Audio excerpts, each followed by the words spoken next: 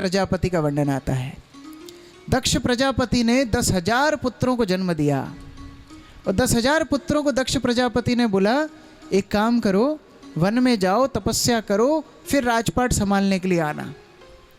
ये वन में गए, रास्ते में कौन मिल गए? नारद मुनि मिल गए। नारद मुनि समझाने लगे क्या करोगे राजपाट संभाल के, मुझे देखो मैं कितना स्वतंत्र हूँ, मुझे देखो भगवान के नाम में कितना मस्त हूँ, तुम्हें झंझट पालनी है, मस्त रहना है, मस्त रहना है तो चलो मेरे साथ ब्रह्मचारी बन जाओ। 10,000 के 10,000 पुत्रों को ब्रह्मचारी बना दिया। दक्ष को बड़ा गुस्सा आया, 1,000 और पुत्रों को जन्म दिया, इनको भी वन में भेजा तपस्या करने के लिए। अब नारद मुनि के लिए प्रचार बड़ा आसान था। 1,000 पुत्रों को बोले, नारद मुनि बोले देखो शास्त्र में बताया है बड़े भाई का अनुसरण छोटे भाई को करना चाहिए, तो जो तुम्हारे बड़े भैया ने किया वही तुमको करना चाहिए, चलो तुम भी सन्यासी बन जाओ। वो 1,000 को भी सन्यासी बना दिया। दक्ष को इतना क्रोध आया, श्राप दे दिया नारद मुनि को। क्या श्राप दिया? ये नारद यहाँ जहाँ रहेगा लोगों को ब्रह्मचारी बनाएगा, साधु बनाएगा, ये नारद कहीं 2 घड़ी से ज़्यादा ना रुके, ये कहीं रह ना पाए। नारद मुनि सुन के तो और नृत्य करने लगे, वाह इससे तो मेरा प्रचार और बढ़ जाएगा, एक जगह रहता तो कम लोगों को प्रचार कर पाता है, अभी घूम घूम करके प्रचार करूँगा। नारद मुनि उस श्राप को आशीर्वाद समझ करके जाते हैं। यहाँ दक्ष सोचता है अभी पुत्र पैदा नहीं करूँगा, ये नारद फिर ब्रह्मचारी बना देगा। अभी दक्ष ने पुत्रियों को जन्म दिया, कई पुत्रियों को जन्म दिया, उनके विवाह अलग अलग स्थान में हुए, कई वर्णन हुए। आगे जाके सुखदेव गोस्वामी बताते हैं विश्वरूप के बारे में।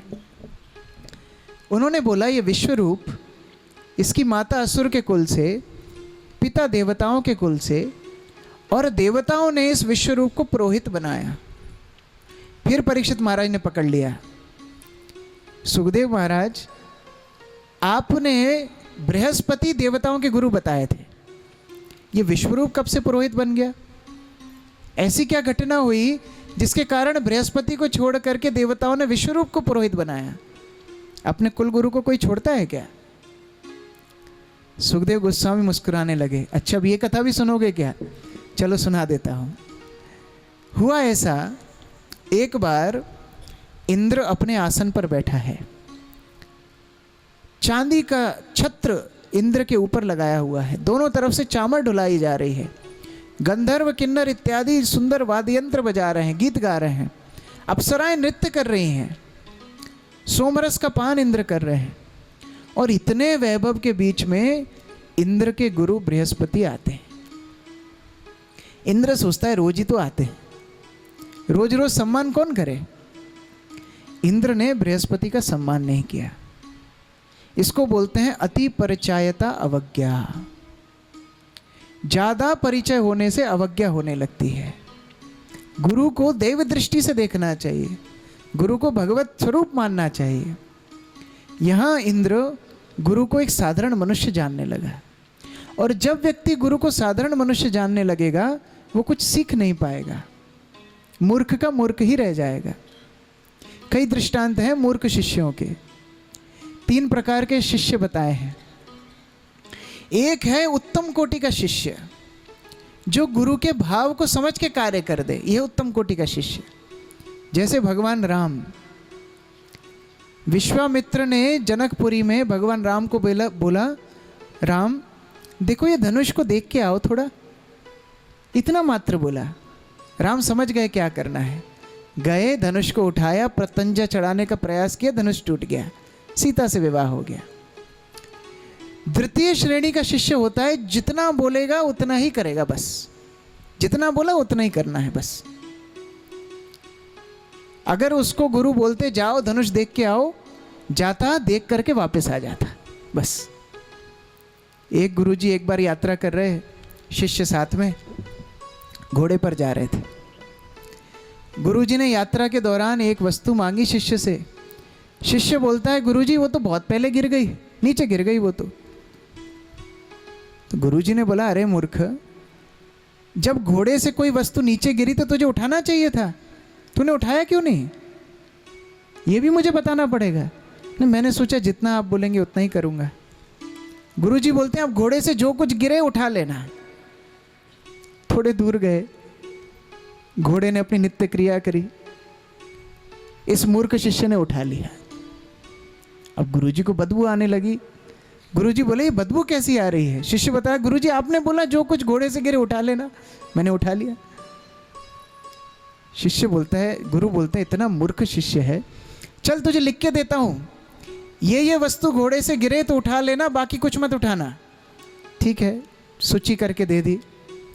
थोड़ी देर बाद गुरुजी घोड़े से गिर गए। अब शिष्य सूची देख रहा है, गुरुजी का नाम तो इसमें है ही नहीं। ये द्वितीय श्रेणी का शिष्य है, जितना बोला उतना ही करता है। और तीसरी श्रेणी का शिष्य है जो उतना भी ना करे जितना गुरु ने बोला है, वो उतना भी नहीं करता। एक गुरुजी ने शिष्य को बोला जाओ बाजार से स्वादिष्ट, आज क्या था, रसगुल्ला लेकर के आओ, स्वादिष्ट रसीला सफेद रसगुल्ला लेकर के आओ, जाओ। 4 रसगुल्ले। गुरुजी ने पैसे दिए। अब ये शिष्य दुकान पर गया, 4 खरीद तो लिए, सोचने लगा गुरुजी ने बोला था कि रसीले होने चाहिए, स्वादिष्ट होना चाहिए, अब चखूंगा नहीं तो पता कैसे पड़ेगा। तो एक वहीं की वहीं खा लिया। अब जब एक खा लिया तो सोचने लगा ये तो स्वाद आया नहीं, तो तुरंत अंदर चला गया, कम से कम 2 खाऊं तो पता पड़े स्वाद कैसा है। दूसरा भी खा लिया, हाँ रसीला है, स्वादिष्ट है। अब 4 में से कितने बचे?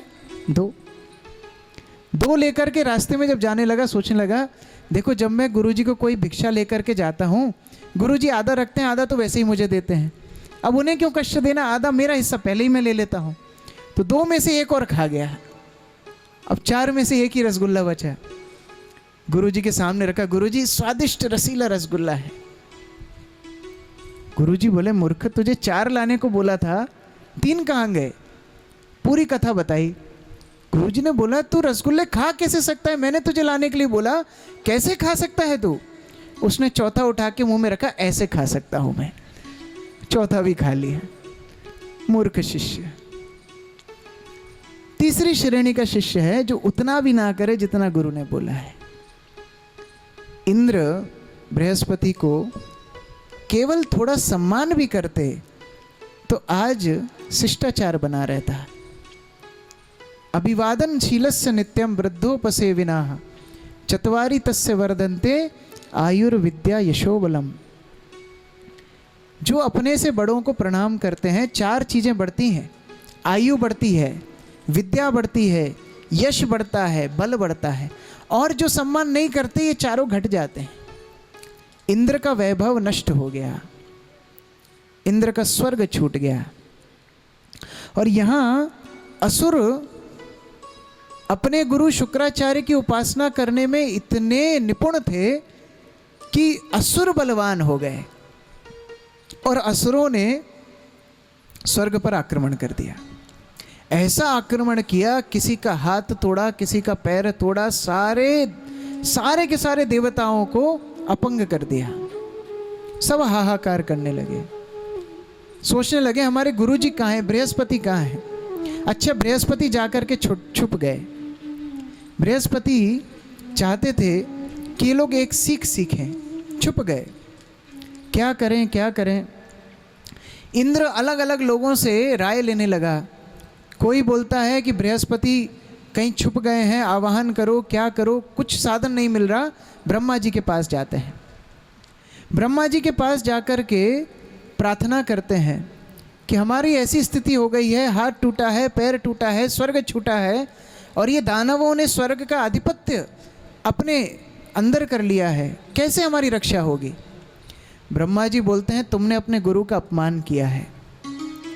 और वहाँ दानवों ने, दैत्यों ने, असुरों ने शुक्राचार्य को प्रसन्न किया है।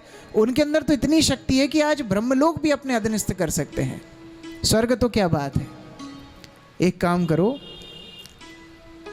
एक पुरोहित बनाओ, उस पुरोहित से शिक्षा लो, और जब उस पुरोहित से शिक्षा लोगे तब जाकर के तुम्हें अपना राज्य वापस मिलेगा। तब देवतागण विश्वरूप के पास गए। ये विश्वरूप त्वष्टा का पुत्र था। देवतागण आकर के प्रार्थना करने लगे, हे ब्राह्मण बालक, आप हमारी मदद करो, आप हमारे पुरोहित बन जाओ। विश्वरूप बोलने लगा, अरे आप जैसे बड़े बड़े महान देवता मेरी प्रशंसा कर रहे हैं, ये तो बड़े आश्चर्य की बात है। अच्छा, कोई अति प्रशंसा करने लगे तो समझ जाना कुछ ना कुछ काम निकालने वाला है। जिस दिन पड़ोसन आके तारीफ करने लगे ना, समझ लेना घर में चीनी दूध कुछ कम है, मांगने आई है। व्यापार में भी कोई ज़्यादा प्रशंसा करे, समझ लेना उधार मांगने वाला है। एक छोटा बच्चा अपनी माँ के पास जाता है, माँ को बोलता है, मम्मी मैं आपसे बहुत प्रेम करता हूँ। माँ भी बोलती है, बेटा मैं तुमसे बहुत प्रेम करती हूँ। बच्चा थोड़ा बड़ा होता है, बड़ा होने के बाद माँ के पास जाकर के बोलता है, मम्मी मैं आपसे बहुत प्रेम करता हूँ। मम्मी बोलती, बता क्या चाहिए तुझे। तो बिना मतलब के तो पास में आएगा नहीं, क्या खिलौना चाहिए बता। बच्चा और बड़ा होता है, युवा अवस्था में आता है, बोलता है, माता मैं आपसे बहुत प्रेम करता हूँ। माता बोलती है, अच्छा किससे विवाह करना है बता, इसलिए तो तू मुझे मस्का लगा रहा है। और बुढ़ापे में जब बच्चा आए और बोले, मम्मी मैं आपसे बहुत प्रेम करता हूँ, माँ बोलती है, मैं कोई भी कागज पे अंगूठा नहीं लगाऊंगी, ये पक्का वसीयत लिखवाने आया है। कोई ज़्यादा प्रशंसा करे, समझ जाना कोई ना कोई स्वार्थ है। विश्वरूप समझ गया, बताइए क्या चाहिए आपको। देवता बोलने लगे, आप हमारा पुरोहित बन के हमारी मदद कीजिए, हमें स्वर्ग वापस चाहिए। अब विश्वरूप ही थोड़ा मजाक कर रहा है। विश्वरूप बोलता है, मैं तो बड़ा छोटा हूँ, मैं आप जैसे बड़े बड़े देवताओं की कहाँ मदद करूँगा। देवता समझाते हैं, देखो शूद्र बड़ा होता है उम्र से, वैश्य बड़ा होता है धन से, क्षत्रिय बड़ा होता है अपनी शक्ति से, और ब्राह्मण बड़ा होता है अपने ज्ञान से। जिसके अंदर ज्ञान ज़्यादा वो बड़ा है, तो आप हमारी मदद करो। विश्वरूप हंसने लगे और देवताओं की मदद करने के लिए विश्वरूप नारायण कवच बताने लगे। ये नारायण कवच क्या है? कई सारे कवच आपने सुने होंगे, कर्ण ने कवच पहना था, कई महाभारत रामायण में कवच का वर्णन आता है। ये नारायण कवच क्या है? विश्वरूप सब देवताओं को बिठा करके हाथ में जल भरवाता है और बोलता है, मेरे पीछे पीछे दोहराओ। क्या दोहराओ? ओम अपवित्रो पवित्रो वा सर्वावस्थां गतोऽपि वा जत् स्मरेत पुंडरीकाक्षं सभ्याभ्यंतरः शुचि। केवल भगवान नारायण को स्मरण करने मात्र से व्यक्ति अंदर और बाहर से शुद्ध हो जाता है। और फिर सिखाता है नारायण मंत्र। ओम नारायणाय नमः, केशवाय नमः, माधवाय नमः, गोविंदाय नमः, दामोदराय नमः। कई नामों की सूची देता है और विश्वरूप बोलता है, केवल भगवान का नाम यदि लो, आपका कोई कुछ अनहित नहीं कर सकता। लोग ताबीज पहनते हैं, क्या क्या ठटकरम करते हैं। वास्तविक सुरक्षा है भगवान का नाम। जहाँ भगवान का नाम है, आपका कोई अनित नहीं हो सकता। देखो ये 6वें स्कंद में नाम की कितनी महिमा है। अभी अभी आपने अजामिल का चरित्र सुना है, अभी आप फिर से नाम की महिमा सुन रहे हैं। और जैसे ही ये देवता गण भगवान का नाम लेने लगे, सारे दैत्यों के ऊपर इन्हें विजय प्राप्त कर ली। ये शक्ति होती है नाम की, भगवान का नाम। आइए भगवान का नाम एक साथ पूरे उत्साह से, जो खड़े होकर के नृत्य करना चाहता है वो खड़ा भी हो सकता है। देखो जब आप मुख से नाम लेते हो ना, तो भगवान आपकी जिह्वा पर नृत्य करते हैं। लेकिन जब आप स्वयं नृत्य करते हो, भगवान के आनंद की सीमा नहीं रहती। तो सभी लोग आनंद से एक साथ भगवान को स्मरण कीजिए, भगवान का नाम लीजिए, ताली बजा करके भगवान का कीर्तन। भज गोविंद भज गोविंद भज गोविंद का नाम रे। भज गोविंदा भज गोविंदा भज गोविंद का नाम रे। भज गोविंद भज गोविंद गोविंद का नाम रे। भज गोविंदा भज गोविंदा भज गोविंद का नाम रे। गोविंद के नाम बिना तेरे, गोविंदा के नाम बिना तेरे, गोविंद के नाम बिना तेरे, गोविंदा के नाम बिना तेरे, कोई ना आवे काम रे। कोई न आवे काम रे। हाँ, कोई ना आवे काम रे। कोई न आवे काम रे।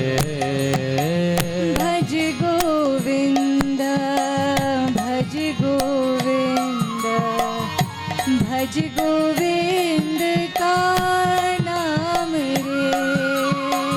भज गोविंदा भज गोविंदा भज गोविंद का नाम रे।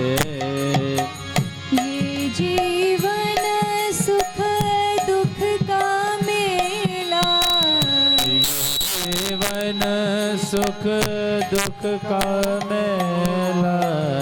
ये जीवन सुख दुख का मेला, ये जीवन सुख दुख का मेला।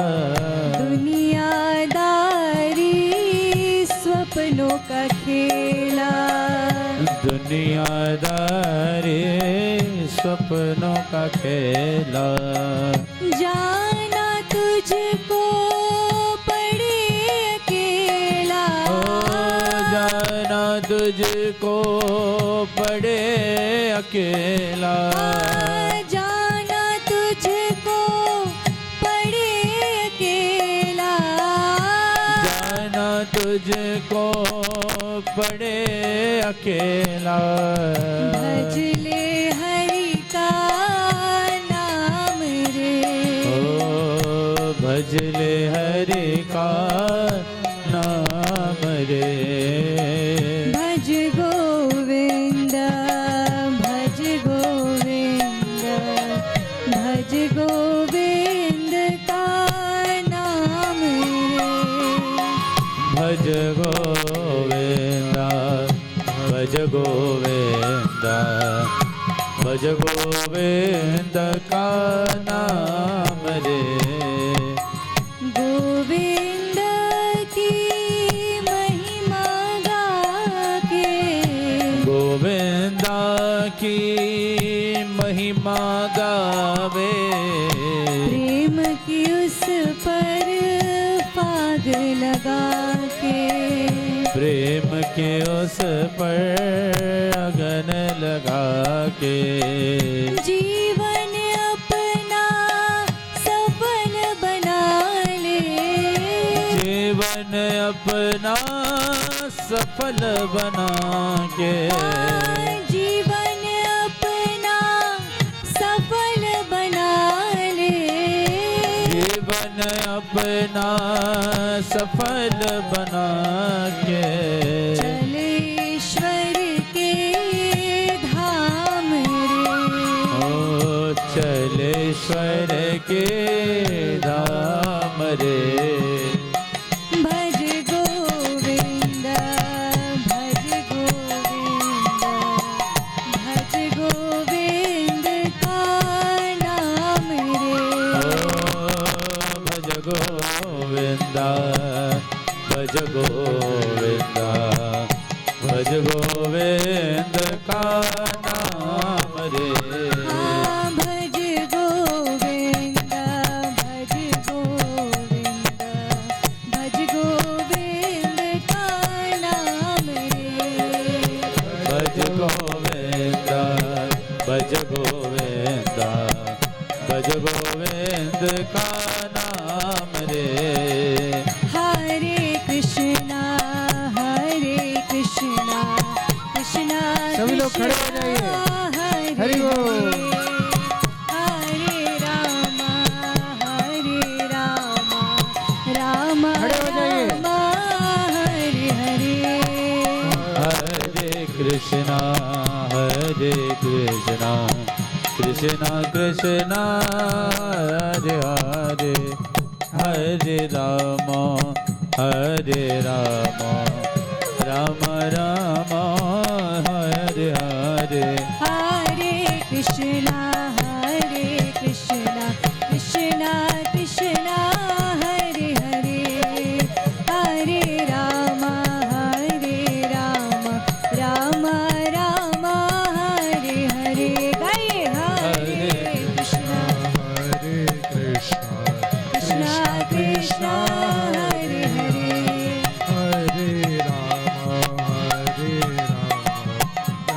कृष्णा कृष्णा कृष्णा हरे हरे। हरे राम राम राम हरे हरे। कृष्णा कृष्ण कृष्ण हरे हरे, हरे राम राम राम हरे हरे। हरे कृष्णा कृष्णा कृष्णा हरे हरे।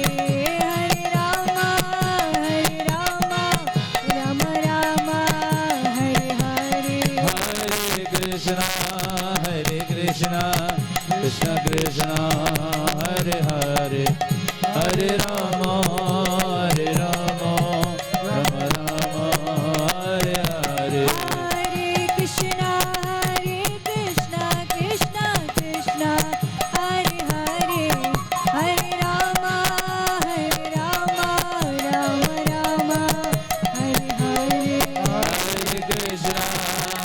कृष्ण कृष्ण कृष्ण हरे हरे, हरे राम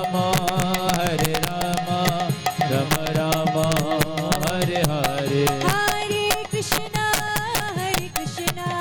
कृष्णा कृष्णा हरे हरे। हरे राम राम राम हरे हरे। हरे कृष्ण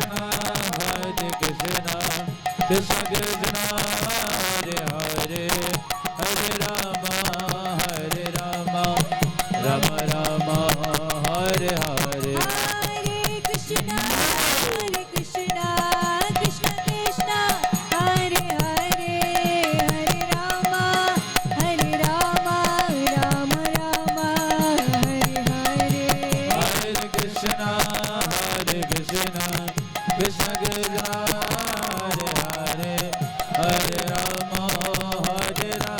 कृष्णा कृष्णा हरे हरे। हरे राम राम राम हरे हरे।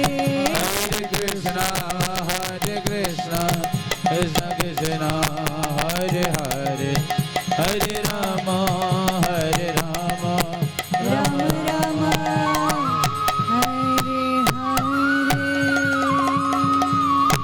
हरे कृष्ण हरे। असुर लोग स्वर्ग हार जाते हैं। ये विश्वरूप देवताओं का पुरोहित बनता है, लेकिन एक समस्या थी। ये विश्वरूप का माता का कुल था असुर का। तो जब ये यज्ञ करता तो एक आहुति तो तेज मंत्र बोल करके करता देवताओं के लिए, और एक आहुति चुपचाप करता दानवों के लिए, असुरों के लिए। ये बात इंद्र को पता पड़ गई, और इंद्र को इतना क्रोध आया, इंद्र भूल गया कि ये विश्वरूप की वजह से ही आज मुझे स्वर्ग वापस मिला है। देखो, क्रोध का कुछ ऐसा ही कार्यक्रम है। क्रोध पता है शुरू कहाँ से होता है? क्रोध शुरू होता है मस्तिष्क से, और क्रोध मस्तिष्क से थोड़ा नीचे आता है, सिर गर्म होने लगता है। फिर और नीचे आता है बोहें चढ़ जाती हैं, और नीचे आता है आंखें लाल लाल हो जाती हैं, और नीचे आता है सांस तेज हो जाती है, और नीचे आता है व्यक्ति अनाप शनाप बोलने लगता है, और नीचे आता है हाथ चलाने लगता है, और नीचे आता है पैर चलाने लगता है। जब तक उसको अर्थिंग नहीं मिलती चलता ही रहता है। ये क्रोध का सिस्टम है। इंद्र अपने क्रोध में अपने ही हित की बात भूल गया, एक तलवार निकाल करके विश्वरूप का ही वध कर दिया। देखो, पहले गुरु जी को अपमान करके भगाया, दूसरे गुरु का तो वध ही कर दिया। अब जो ब्रह्म हत्या इंद्र को लगी, इंद्र इधर उधर भागने लगा। यहां विश्वरूप के पिता त्वष्टा इंद्र से बदला लेने के लिए यज्ञ करते हैं, और उस यज्ञ में इच्छा तो थी उनकी कि ऐसा एक जीव प्रकट हो जो इंद्र को वध कर दे, इंद्र शत्रु। लेकिन मंत्र उच्चारण करने में त्रुटि हो गई।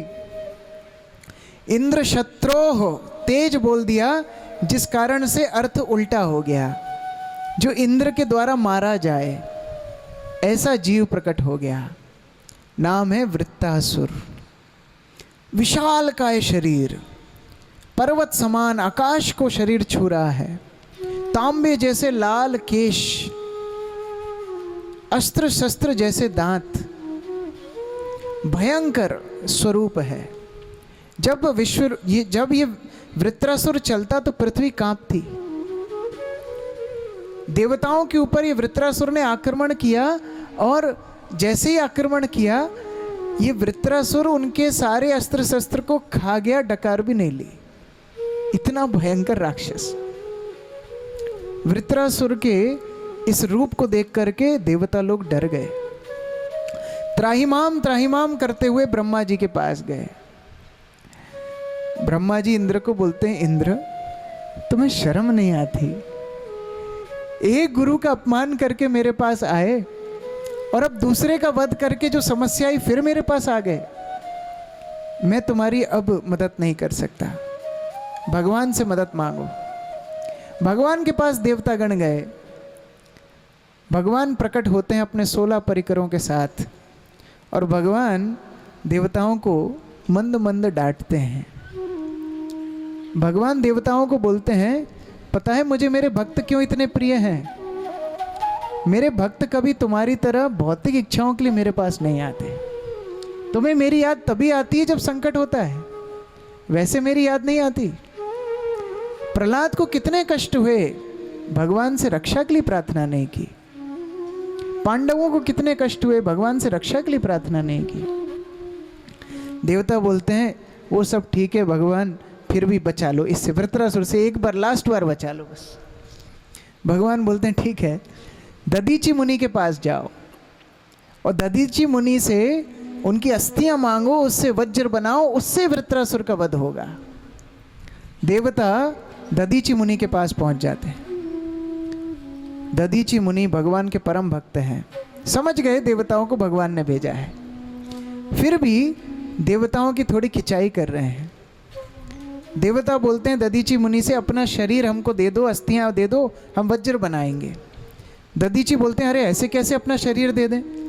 अपना शरीर तो सबको प्रिय होता है, कैसे दे दें? तो देवता दधीची को समझाते हैं, देखो आप तो शरीर नहीं, आप तो आत्मा है ना, वैसे भी शरीर तो नश्वर है, इससे इतनी आसक्ति क्यों? दधीची मुस्कुरा के बोलते हैं, तो फिर तुम्हारी स्वर्ग से आसक्ति क्यों? देखो जब दूसरों को उपदेश करने की बारी आती है ना, तो सब धर्मात्मा बन जाते हैं। धर्म उपदेश समये सर्वेभ्योपि पंडितः, तस्य अनुशीलन समये पंडितोपि न पंडितः। जब पालन करने की बारी आती है तो सब धर्म भूल जाते हैं। एक कथावाचक कथा कर रहे थे, कथा में बता रहे थे रजोगुण तमोगुण, और बोलते बोलते बोले कि बैगन नहीं खाना चाहिए। बैगन जो खाते हैं, देखो नाम ही है बेगुण, उसके अंदर गुण नहीं है। बेगुन खाने से तामसिक राजसिक बुद्धि होगी, मत खाना बैगुन, कथा में बोल रहे हैं। संयोग से उनकी पत्नी भी कथा में बैठी थी और घर में बनाई थी बैगन की सब्जी। कथा करके घर गए तो पत्नी ने कोरी रोटियां परोस दी। पंडित जी बोलते हैं, अरे आज कोई सब्जी नहीं बनाई क्या? बोले सब्जी तो बनाई है, बैगन की बनाई है। आप ही तो कथा में बोल रहे थे बैगन नहीं खाना चाहिए, तो आपको नहीं परोसी। पंडित जी बोलते हैं, अरे पगली, वो कथा के बैंगन थे, ये खाने वाले बैंगन हैं। धर्म उपदेश करने समय तो बहुत अच्छा लगता है। देवता दधीची को समझा रहे हैं आसक्ति छोड़ो, और स्वयं स्वर्ग की आसक्ति के लिए दधीची की अस्थियां मांग रहे हैं। दधीची अपनी योगिक शक्तियों से शरीर का त्याग करते हैं, अपनी अस्थियां देवताओं को देते हैं, और उन अस्थियों को लेकर के इंद्र वज्र बनाता है। वो वज्र को लेकर के वृत्रासुर के ऊपर आक्रमण करता है। भयंकर युद्ध छिड़ता है। सत्ययुग के अंत में, त्रेता की शुरुआत में नर्मदा के तट पर यह युद्ध हो रहा है। देवता असुर संग्राम चल रहा है। एक एक क्षण में वृत्रासुर कई कई देवताओं का संहार कर रहा है। सारे अस्त्र शस्त्र निरस्त्र हो रहे हैं। तब ऐरावत पर बैठ करके इंद्र वज्र से वृत्रासुर के ऊपर आक्रमण करता है। वृत्रासुर के एक प्रहार से ऐरावत समेत इंद्र दूर गिर जाता है और भागने लगता है। तब वृत्रासुर पुकारता है, इंद्र क्या भगवान की वाणी पे विश्वास नहीं? अरे भगवान ने तुझे वज्र दिया है, आ मार मुझे, मैं मरूंगा इस वज्र से, मार। इंद्र वृत्रासुर की बात सुन के वृत्रासुर पे आक्रमण करता है और वज्र से इंद्र वृत्रासुर का गला काटता है। इतना विशालकाय वृत्रासुर था, 360 दिन लगे उसका गला काटने के लिए। लेकिन मरते मरते वृत्रासुर भगवान को प्रार्थना कर रहा है। ये प्रार्थनाएं भागवत की आत्मा है। बहुत सुंदर प्रार्थना है। अहम हरे तव पादैकमूला दासानुदासो भवितास्मि भूय मनस्मरेता सुपतिर्गुणांस्ते गृणीत्वा कर्म करोतु काया। असुर है, लेकिन क्या प्रार्थना भगवान से कर रहा है? हे भगवान, आपके चरणों में मेरी प्रार्थना है, जन्म जन्म तक मैं आपके दासों का दास बन के रहूं, आपके दासों का दास मुझे बना लीजिए। ये प्रार्थना वृत्रासुर भगवान के चरणों में कर रहा है। और कुछ चाहिए नहीं। न नाक पृष्ठम न च परमेष्ठम न सार्वभौमम न रसाधिपत्यम न योग सिद्धिरपुनर्भवम समंजस्त्वा विरहय कांक्षे। हे भगवान, ना मुझे ये भौतिक संसार का राज्य चाहिए, ना स्वर्ग चाहिए, ना मुक्ति चाहिए, ना पूरे ब्रह्मांड का साम्राज्य चाहिए। अगर आपकी कृपा ना मिले तो और क्या वस्तु की आवश्यकता है? मैं तो आपकी कृपा की प्रतीक्षा कर रहा हूँ। कैसे प्रतीक्षा कर रहे हो? मैं वैसे ही प्रतीक्षा कर रहा हूँ। अजात पक्षा इव मातरम खगा। जैसे एक पक्षी, एक छोटा सा पक्षी अपनी माता का प्रतीक्षा करता है, जैसे एक बछड़ा अपनी गाय माता का प्रतीक्षा करता है, जैसे एक स्त्री अपने पति की प्रतीक्षा करती है, ऐसे मैं आपकी प्रतीक्षा कर रहा हूँ। आप मुझे जन्म जन्म आपने भक्तों की संगति दीजिए। ये सुनकर के परीक्षित महाराज सुखदेव गोस्वामी को प्रश्न पूछते हैं, अरे ये असुर होके ऐसी प्रार्थनाएं कैसे कर सकता है? असुर तो भगवान के विद्वेषी होते हैं। यहाँ इंद्र वृत्रासुर का वध किया है और ये इतनी सुंदर प्रार्थनाएं कर रहा है। देखो विजेता कौन हुआ? भगवान वृत्रासुर को अपने धाम ले गए और इंद्र स्वर्ग में ही अटका रह गया। सुखदेव गोस्वामी वृत्रासुर का इतिहास बताते हैं। ये वृत्रासुर था कौन? वृत्रासुर पूर्व जन्म में चित्रकेतु नाम का राजा था। बड़ा महात्मा राजा, भगवत परायण राजा था, साधु संतों की सेवा करता था। लेकिन एक समस्या थी, घर में कोई संतान नहीं थी। एक दिन चित्रकेतु के गुरु महर्षि अंगिरा उनके राजमहल में आए। जब राजमहल में आए, चित्रकेतु के मुख को देख करके पहचान गए कि राजा संतुष्ट नहीं है। राजा ने बोला, गुरुवर, एक इच्छा पूरी कर दीजिए, मुझे पुत्र प्राप्ति करा दीजिए। महर्षि अंगिरा बोलते हैं, देखो तुम्हारे योग में पुत्र प्राप्ति नहीं है। बहुत जिद्दी करने लगा चित्रकेतु। तब अंगिरा मुनि बोलते हैं, ठीक है पुत्र होगा, लेकिन वो तुम्हें दोनों हर्ष भी देगा, सुख भी देगा, सुख भी देगा, दुख भी देगा, तैयार हो? बोलते हैं जैसा भी हो दे दो, हम संभाल लेंगे। पुत्र हुआ, नाम रखा हर्ष शोका। कई हजारों रानियां थीं चित्रकेतु की। अब जिस रानी ने इस हर्ष शोक को जन्म दिया, राजा उसको ज़्यादा ध्यान देने लगा, बाकी रानियों की उपेक्षा करने लगा। एक दिन ये सारी रानियों ने मिलके उस बच्चे को जहर दे दिया, बच्चा मर गया। देखो जितनी प्रसन्नता उस पुत्र को प्राप्त करके चित्रकेतु को हुई थी, उससे लाख गुना ज़्यादा कष्ट अब इस पुत्र के मरने से हुआ है। रोने लगा, बिलखने लगा, चीखने लगा। उसी समय महर्षि अंगिरा दोबारा आते हैं, बोलते हैं क्या हुआ राजन, मैंने तुम्हें पहले ही बोला था ये हर्ष शोक है। बोलता नहीं नहीं, मेरे पुत्र को वापस दे दीजिए, किसी तरह वापस दे दीजिए। अपनी योगिक शक्तियों से अंगिरा मुनि उस पुत्र को पुनर्जीवन देते हैं। वो बैठ करके बोलना शुरू करता है। अंगिरा मुनि बोलते हैं, अरे तुम अपने पिता को छोड़ के क्यों चले गए? पता है ये बच्चा क्या बोलता है? कौन सा पिता? कौन सी योनि का पिता? मैं इतने अनंत अनंत जन्म ले रहा हूँ, हर योनि में मेरे अलग अलग पिता हैं, अलग अलग माता हैं। वास्तविक पिता कौन है? भगवान श्री कृष्ण। ये सुन करके चित्रकेतु को वैराग्य आ गया, भगवान को पूर्ण समर्पित हो गया, भगवान का साक्षात दर्शन किया।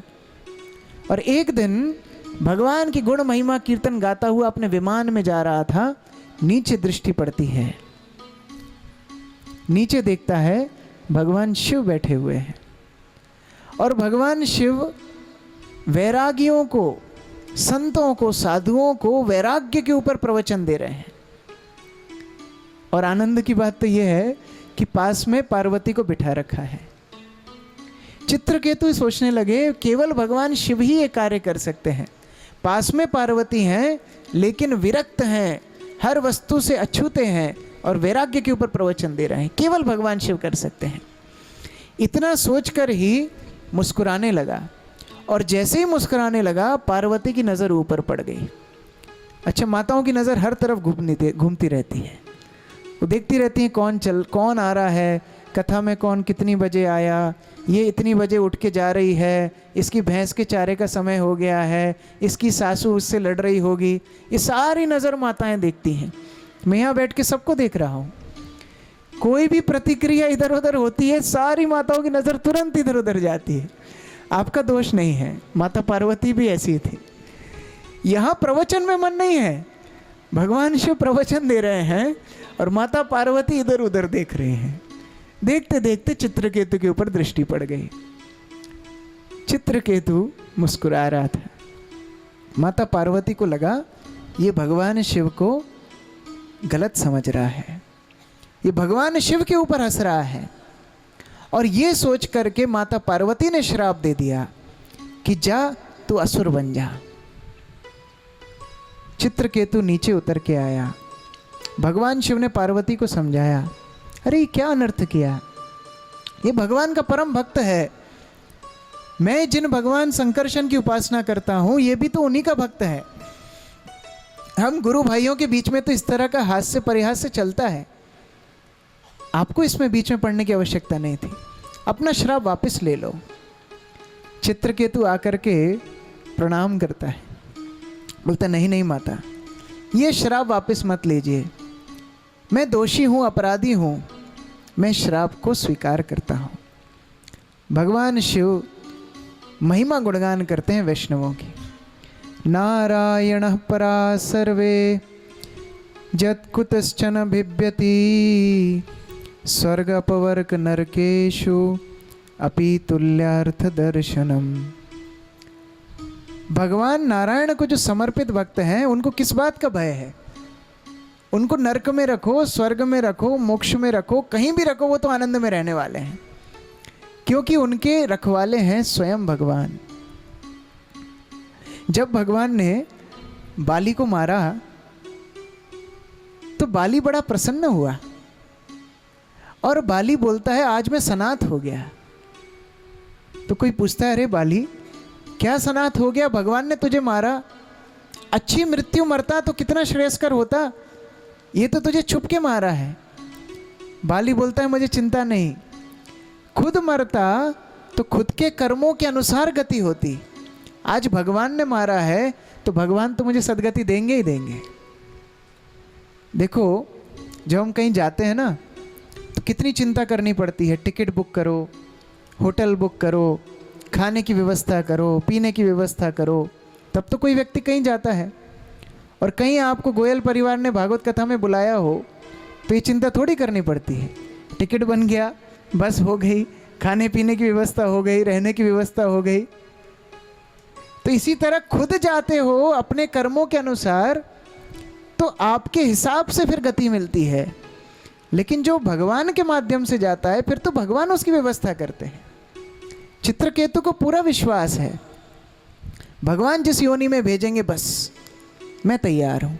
वही चित्रकेतु वृत्रासुर बना, इसलिए इतनी सुंदर प्रार्थनाएं भगवान के चरणों में की।